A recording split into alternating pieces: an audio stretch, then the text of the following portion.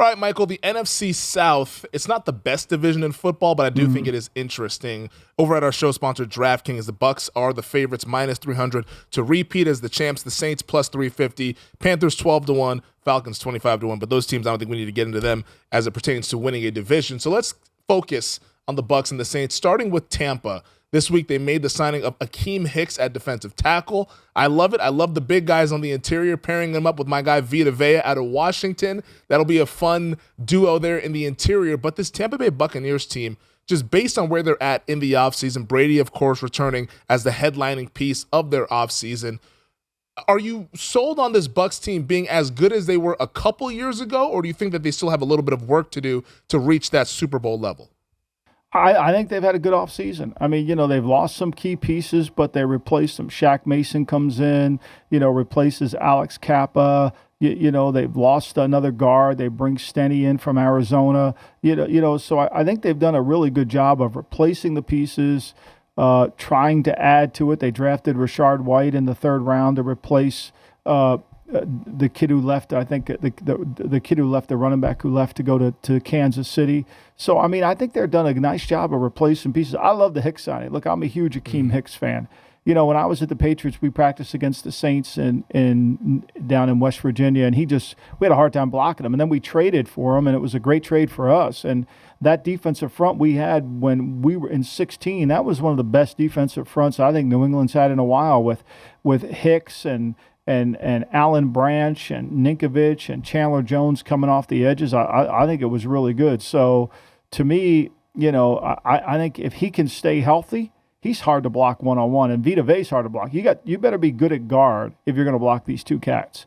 The other thing that it gives you advantage is the fact that, with this offense, if Godwin's healthy, and I think Godwin's the key for Brady, if he's healthy, they're going to be good. Ronald Jones is the kid I was thinking about, the running back. I mean, so like if he's healthy and Bernard can replace that nickel rack like he did last year with Fournette, I mean, they should be just as good. This Bucs team, to me, they're the class of the NFC, in my opinion. Now, they're a little older, and teams that tend to be older sometimes get banged up, and I thought that was where they really benefited the year they won the Super Bowl, was that they were the healthiest team by the end of the season, more than their competition. The Chiefs were banged up in that Super Bowl, especially on the offensive line. Last year, the Bucs got the injury bug towards the end of the season. I mean, you mentioned the Godwin injury. The offensive line, Wirfs was out and trying to battle and play in those playoff games, but he clearly was like 40% trying to play on a busted ankle here. With Godwin now, we'll see what his return situation is like. The rehab appears to be going okay, but likely not going to be ready for the start of the season here. It's Mike Evans. It's going to be Russell Gage. Does Brady have enough weapons? I mean, Rob Gronkowski, that's got to be coming down at some point later this offseason, one would think. Is that kind of where you align up with this here as well? I think Godwin's the key. He's got to come back. I mean, Brady trusts him. Now, will some of these younger players that he's going through OTA days with, Willie? But look, this schedule to start out the season is tough. They start 2 road games right away. They don't play in Tampa until week 3 of the season when they welcome the Packers, and then they have the Chiefs. I mean, they go Dallas, New Orleans, in New Orleans hard. New Orleans beat them twice last year. For all the conversation we have about New Orleans, they beat them twice, convincingly beat them twice. I mean, the game in New Orleans was close. They shut them out the second game down in Tampa, and they weren't even healthy, 9-0. So it's a hard start, but I think it eases off in the second half. They have the bye in week 11, then they come back and they've got Cleveland, New Orleans at home. They've got to go out to San Francisco and Arizona. They still play Cincy, but they end up the year with Carolina and Atlanta. So, I mean, whatever they lose in the beginning of the year for the first 10 weeks, I think they can make it up. But it is a hard schedule, and it's going to require health and durability from their team, and it's going to require Brady to continue to shock us all that he can still play at this level at his age. I mean, at some point, Father Time does show up. It didn't look like it last year, though. Where are you at with their secondary? Because that seemed to be the weakest link of this team last year. Now, Jamel Dean, Carlton Davis, those guys were banged up all last season. Winfield's back. They lose Whitehead to the Jets, but they bring in Logan Ryan there. Where are you at with this secondary, and can they be better here in 2022? When you're as dominant as they were against the run, and they were the best team stopping the run in the NFL in terms of teams trying to run the ball against them, they had the least amount of rushing attempts that any team has had in the National Football League. They ranked first in that in that category. They were third in rushing yards allowed. Okay, so that's really good. So what happens is, because teams go in there and say, we can't block Vito, we can't block this Sue, we can't block, we're going to have to throw, we're going to have to make a lot of. So what does that translates to? That translates to they are a team that is always facing passing games. They were 32nd. They were the team attempted the most passes against the Bucs in any team in the league. Kind of goes hand in hand, right? You can't run it, we got to throw it. Mm-hmm. So they had they had to deal with all that. And so they gave up a lot of yards. And I think with Bowles, it's going to be critical for him to get pressure. The key to their success, it really is, football's a simple game. If you get the lead in the first half, it's going to help your defense in the second half. And I think ultimately that's what will happen. Brady will manifest itself. The West Coast, I've said this before, the West Coast offense is not smash 7 curl. It's not 20 bingo cross. It is a philosophy that's built on, we are going to throw the ball in the first half to get the lead, and we're going to have a pass rushing unit to keep the lead. And that's what the Bucs have. And because you can't run it on them, you become one-dimensional. And then all of a sudden, they create turnovers. They're 5th in the league in creating turnovers last year on defense. So, it goes a long way, and they keep you out of the end zone. They were really good. They're 5th in the league in total, and they were 10th in red zone defense. So, they match all the criteria that a good defense has if they get that lead. Yeah, I think that red zone defense is directly correlated with how well they defend the run, because it's hard to score points in the red zone, score touchdowns if you can't run the football, and all you can do is throw it into there where the windows are so small, because the defense only has to defend about 15 yards or so. Yeah, and really when you look at it, they were 5th in touchdowns rushing allowed. That's where they were one of the best teams in that. You can't run it in on them. Yeah. So you're basically saying it's a wasted play running the ball down in the red zone. You say, oh, that's not. It kind of is. It's a waste. You get first and goal with the 5, right? You got 3 plays before you got to kick the field goal. Unless you're Brendan Staley, you'll go for it on 4th down. But that's beside the point. But the reality of it is you got 3 plays. What are those 3 plays? And you're wasting a play if you run it. Like, you're not going to be able to running the football in the NFL is about being able to gain a half-man advantage. That's all, just a half a man. They're in an 8-man front. We got to figure out a way to get 7 and get that half-man blocked, and all of a sudden we can run it. But the Bucs take that away with their ability because of their power inside. Sue and Vita Vea. Now they've got Hicks, who's a little bit like Sue. He's very strong at the point of attack. Hard to do. And so you throw it, and that's where the turnovers create. It's interesting looking back at last year's Tampa Bay Buccaneers schedule. They lost to the Saints twice, and then they lost to the LA Rams twice. Outside of that, the only team they lost to last year was the Washington then football team, now Commanders. The Saints are the thorn in Tampa's side, and they have been since Tom Brady joined in 2020. They've yet to beat New Orleans in the regular season. Now, they won the most important game, that playoff game, which then vaulted them to the NFC title game, then ultimately to a Super Bowl championship. But this Saints squad, they're very talented, and we've talked about them in the past. I think about this team, despite the loss of Sean Payton, I think they're still going to make the playoffs because they're just too talented to fail. Am I going down the right path here? I think you said it perfectly. Look, and I think Dennis Allen has done a good job of disguising things for Brady and making it hard on Brady. He really has. He's made it hard on Brady. And, and so because they can't kind of get that early lead, for a team to shut out a really good offense like they did, it's pretty impressive. And so, I like the Saints. I think the Saints on an over number is a good play. Look, I'm not in love with Winston, but I do think with the way they play defense, their offensive line will be improved.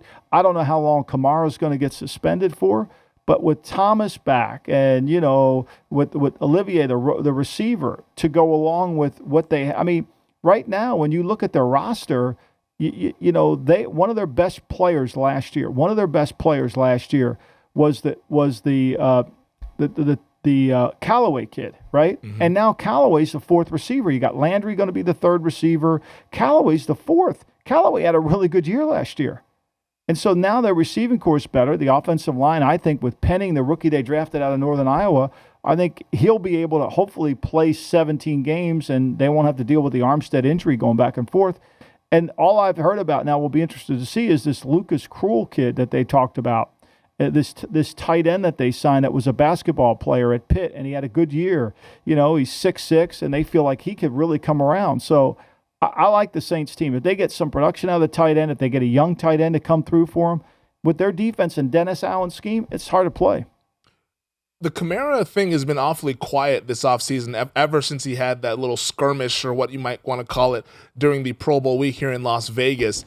If he is suspended to start the season, maybe 2-4 games, or however many games the league decides to suspend him, what kind of impact does that make on this Saints offense to have no Alvin Kamara, who's been one of the most do-everything type of running backs that we've seen in the NFL?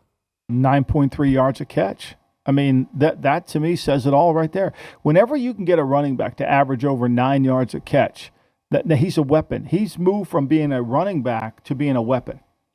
And that's what he is. You know, your boy Zeke, he's at 6'6". They can't make him a weapon. So it's okay, he's getting the ball in the run game. When you got a guy like Kamara that can get to 9.3, Eckler gets to 9.2. Jonathan Williams is at 9.0. You get that going for you, it's hard. And so everything's centered because why?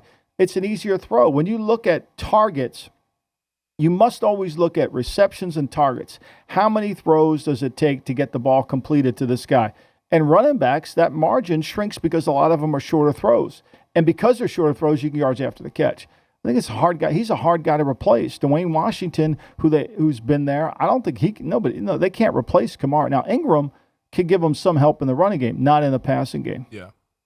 Ingram, he's not really the do everything type of running back that Alvin Kamara is. Kamara is an elite football player, and if they have to lose him for a couple games or 4 games, it's going to be tough to keep the ship afloat, but if they can, they'll be set up really, really well the rest of the season. Defensively, though, they added a couple safeties. Marcus May from the Jets, Tyrann Mathieu from the Kansas City Chiefs, and the Chiefs letting Mathieu go. He was sort of the captain of the back seven of that defense in Kansas City. What do you think he can do here in New Orleans, and can he still play at that elite level?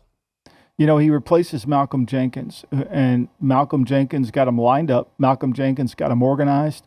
And Malcolm Jenkins allowed the scheme to go from the blackboard to the field, which is critical. And that's what your free safety has to do. You know, your strong safety or free safety, who's ever making the checks. And Mathieu did it really well in Kansas City. It's one of the reasons they got better on defense in the second half of the Washington game, which was in week 6 of the season. Mm-hmm. I think he's going to be a huge help for him. Look, the pressure is going to be on the corners. Gardner Johnson, Adobe, the kid from Stanford. They drafted a kid, Taylor, in the second round. P.J. Williams is actually still on the team. You know, Bradley Roby's still on the team that they brought back from Houston, who they signed. So, you know, I mean, it's going to come down to their pass rush and their scheme. And, you know, the guy that I think is really more important than anybody is Davenport. They gave up a first-round pick to get Davenport. He's got to come through and really do a good job of rushing the passer to go along with their defensive front. I like their defense. I really do. I like DeMario Davis as a coverage guy. I thought the Werner kid played well for him last year. So, look, there's a lot to like about their defense. It's a really deep defensive team here with Saints. And in my opinion, I think that this team, like we've talked about how they're too talented to fail. Like it really resides with Jameis Winston. As long as he doesn't turn the football over, I think the Saints team can be really, really good and make the playoffs, because it's an NFC that after the top 3 teams or so, nobody's really that good that you can trust. And this team is really talented. And if they protect the football, they can be there with a 9-10 win caliber season, even though Sean Payton is gone out there in New Orleans. You know, but I would say this, Femi, before we go to break here, I would say this, though. You know, the Saints are a little bit like a baseball team that has a really good lineup, and they've got middle relievers and all that. Do they have a closer? Do they have a closer? Last year, the kicking situation was really challenging. They missed 5 kicks last year. You know, they missed 7 extra points last year. And when you're a 9-8 team, those 15 points that you missed on field goals and those 7 extra points that's 22 points you gave away somewhere. Now, you're not going to make every kick, right? Mm-hmm. You're not going to make every kick. But, you know, when they brought Aldrich Rojas in, he was 1 for 4, you know, and so, and they missed it, you know, and so now this year, Will Lutz comes back.